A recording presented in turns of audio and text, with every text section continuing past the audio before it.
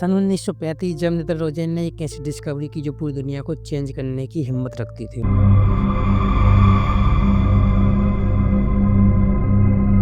Wormhole. What is wormhole? It is real. क्या हम wormhole का यूज करके सच में एक जगह से दूसरी जगह ट्रैवल कर सकते हैं कि नहीं? इस बात को 100 साल होने वाले, लेकिन हमारे वैज्ञानिकों को इस बात का जवाब नहीं मिला कि वर्महोल सच में एग्जिस्ट करते हैं कि नहीं।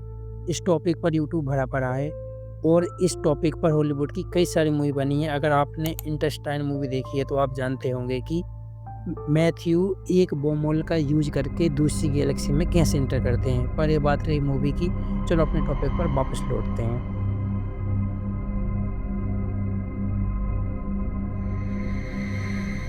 What is wormhole?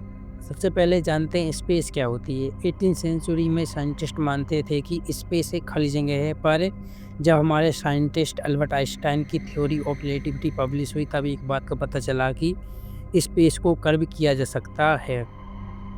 इसके लिए हमारे पास इतना मास ऑफ एनर्जी हो जिससे कि हम स्पेस को बेंड कर सकें। सिंपल भाषा में ये हमारी स्पेस है जो कि एक सरफेस की तरह वर्क करती है। अगर इस सरफेस पर हाई मास ऑफ एनर्जी वाला प्लेनेट रखें तो स्पेस सरफेस को कर्व करेगा और इसी के चलते मान लेते हैं स्पेस एक सरफेस की तरह वर्क करती है। अगर इस सरफेस को बेंड कर दिया जाए तो हम एक जगह से दूसरी जगह आसानी से जा सकते हैं। मान लीजिए ए बिंदु हमारी अर्थ है और बी बिंदु हमारा सन है। अगर हम ए बिंदु से चलकर बी बिंदु तक जाते हैं तो मान लेते हैं हमको 6 मंथ का टाइम लगेगा। तो ये टाइम बहुत ज़्यादा कंज्यूमिंग होगा, लेकिन अगर हम स्पेस को कर्व करके ए बिंदु से बी बिंदु तक जाएँ तो ये टाइम बहुत ज़्यादा कम हो जाएगा। पहले हमको ए बिंदु से बी बिंदु तक जाने में 6 मंथ का टाइम लग रहा था, लेकिन अगर हमने वर्महोल का यूज़ किया तो हमको 3 मंथ या फिर इससे भी कम टाइम में भी हमको 3 मिनट या फिर 5 मिनट लगेंगे सन से अर्थ तक जाने में। पर सवाल ये आता है कि हम इतनी हाई मास ऑफ एनर्जी वाली ग्रेविटी लाएंगे कहाँ से? Wormhole is it real?